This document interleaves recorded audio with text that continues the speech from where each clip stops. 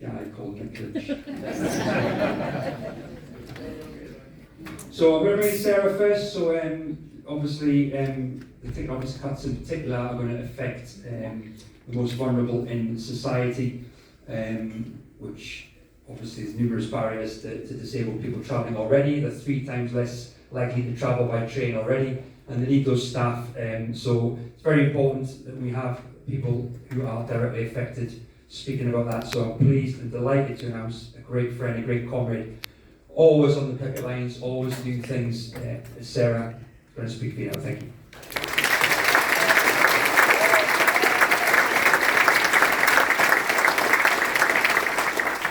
Thank you very much, Chair. Can I just introduce myself a bit more? I'm representing DPAC in the North East, Disabled People Against the Cut.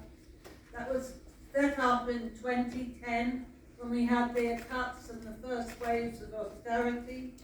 We are a campaigning group of disabled people, and we speak or sign for ourselves. We were absolutely horrified when we found out about the proposals to close ticket offices. We demand our right to have a ticket, each and every one of us, to ride the rail. These are our views. Disabled people will be disproportionately affected by the closure of rail ticket offices. In fact, many disabled people will be excluded from rail travel altogether. There might as well be signs going up at stations across England saying, "Mind the gap, disabled people not served here." There are very, very many reasons why ticket office closures will discriminate against older and disabled people. Many of these groups do not use or are unable to afford smartphones and computers. Many still prefer to use cash. Ticket machines do not take cash and do not automatically offer the cheapest routes for particular journeys. They can be inaccessible, their height, the screens, etc. How are deaf and disabled people expected to use help cards? What happens when pre-booked assistance doesn't assist? Mind the gap indeed. To implement equal access for disabled passengers, we would expect the rail companies to be taking the necessary extra measures and actions required.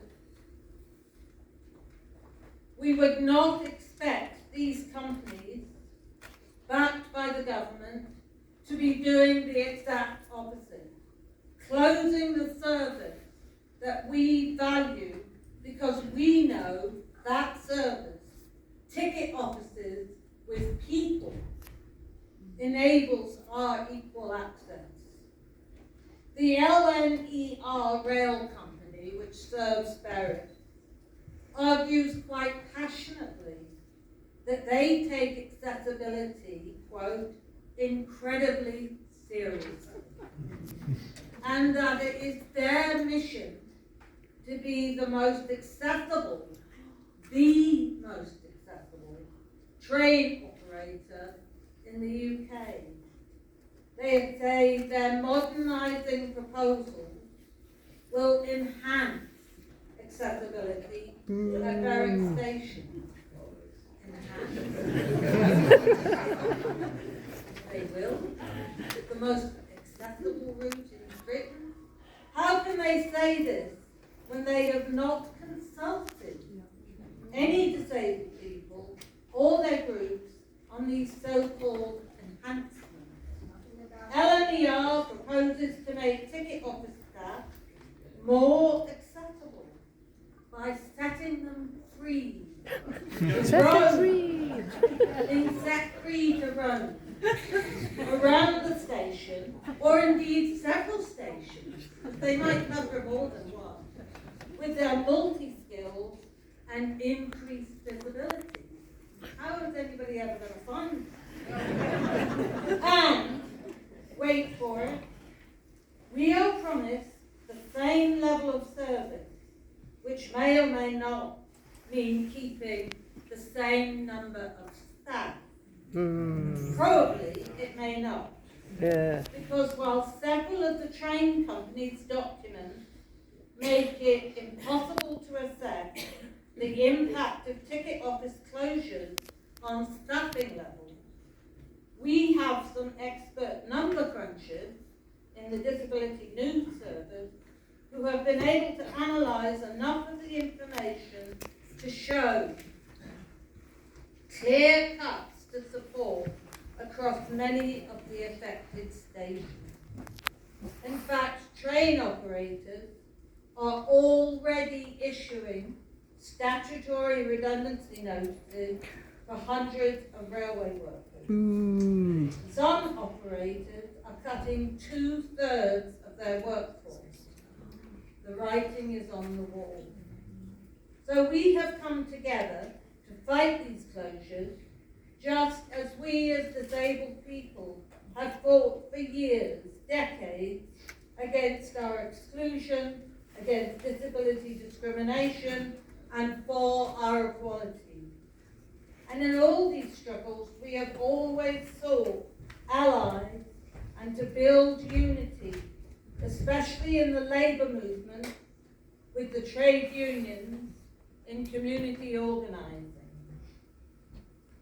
With the Save Our Ticket Offices campaign, we feel the RMT recognised that it was in their interest to support disabled people. And we knew it was in disabled people's interest to support the RMT. With Berwick Trades Council, we have supported solidarity tickets with Berwick RMT for the past year. And 2 days ago, on the 19th of July, the RMT wrote a joint letter with 9 equality community groups to Transport Focus and to London Travel Watch, who are responsible for coordinating the consultation. The joint letter stated, "We believe that if these closures go ahead, it will be disastrous for passenger accessibility, safety, security and service, and therefore the proposals must be rejected." The ticket office closure proposals are currently subject to a 3-week public consultation, which closes next week on the 26th of July. There are increasing concerns at the failure of the train companies to provide their consultation documents in accessible formats, such as Easy Read, British Sign Language, and large print. This may become part of a legal challenge in the form of a judicial review. We all need a properly staffed, with people, and properly funded rail service, with staff on decent rates of pay that recognises their skills and abilities to serve disabled people equal with everybody else. We do not need a for-profit enterprise awarding over 1 million pay rates to rail chiefs. We demand our ticket to ride. Thank you.